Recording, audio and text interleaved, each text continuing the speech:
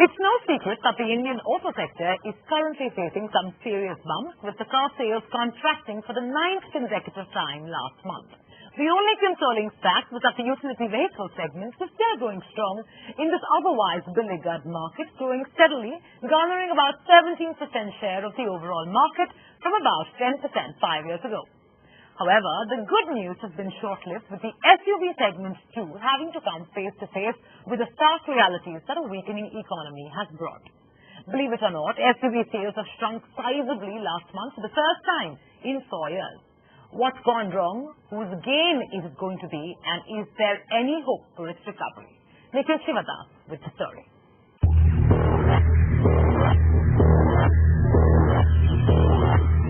Power, grace, and the ability to handle virtually anything nature or the urban jungle can throw at you.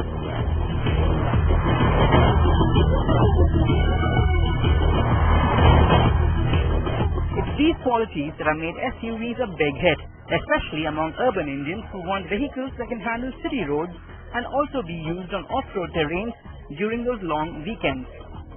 Add to this the sense of affluence in owning an SUV, and you can easily understand why this was the hottest segment in the Indian auto sector last year, growing by as much as 56%.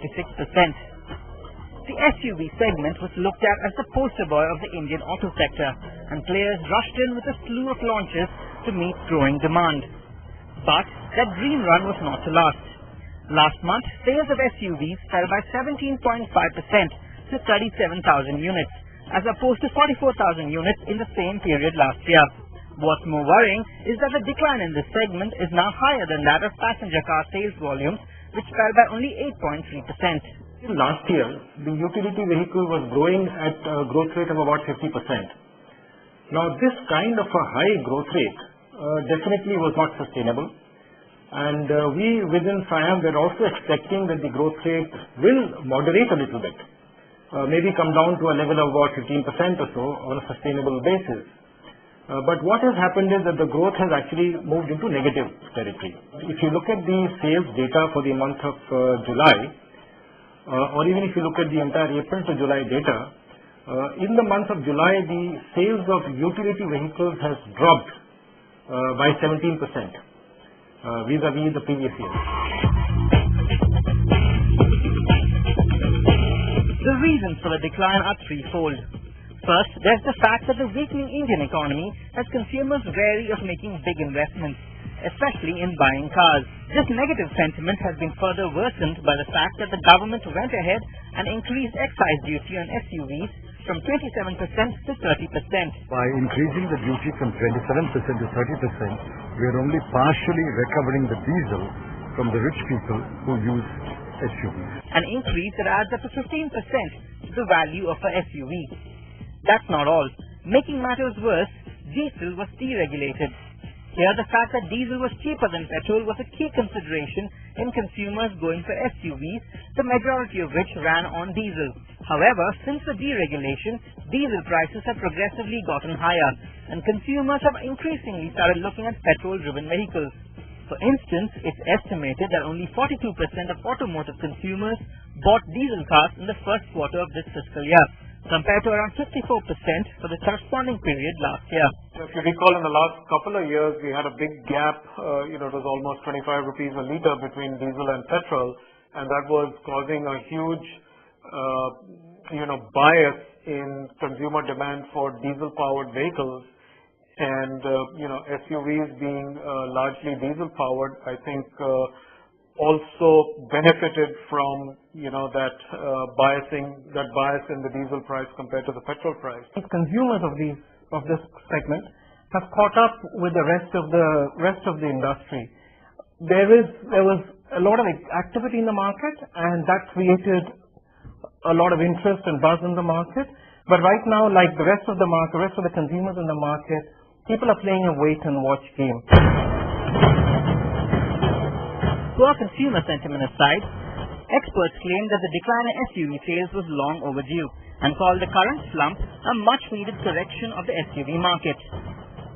Much of the growth the segment witnessed last year was driven by the spate of new product launches by different players.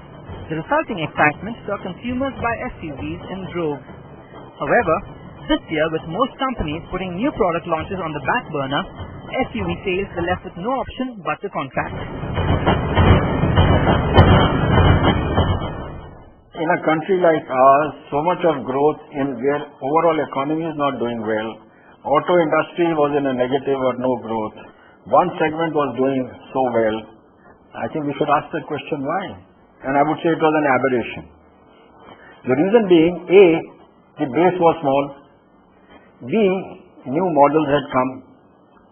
So there was an excitement, correct price points. Now those factors are getting diluted, neutralized. Now you are seeing really the market situation where the smaller cars are picking up again and SUVs and the expensive ones are not showing that same growth.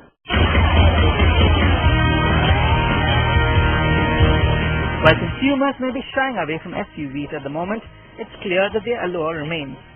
And this is why the compact SUV segment is being considered as the category to watch in the SUV space. Smaller and most importantly cheaper than their bigger cousins, these power-packed cars are giving SUVs a run for their money, selling as many as 60,000 units last year and nearly doubling to around 100,000 units this year. Most of the new launches in the SUV segment for the next 2 years are expected to be from compact SUVs, and the category itself is estimated to be capable of growing by as much as 30% by 2016.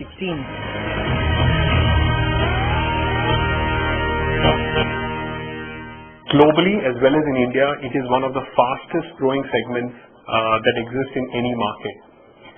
This segment has grown from almost nothing till a couple of years back, and today it's expected to grow by a factor of about 192% this year. There is a customer today in the market who is having anything between 8 lakhs to 12 lakhs in his pocket, and he's going out in the market to buy, and when he gets an opportunity to buy a compact SUV, then he is moving towards that.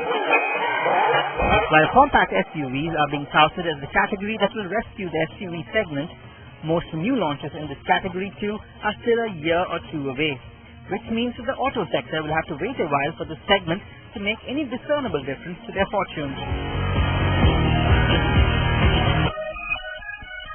Sales growth in the utility vehicle segment is clearly on a decline, and while in the short term, new product launches, new product variants, and even promotions and discounts to increase footfalls in showrooms may give a temporary boost, in the long run, with the economy the way it is, it's clear that unless desperate measures are taken, the utility vehicle growth story is over.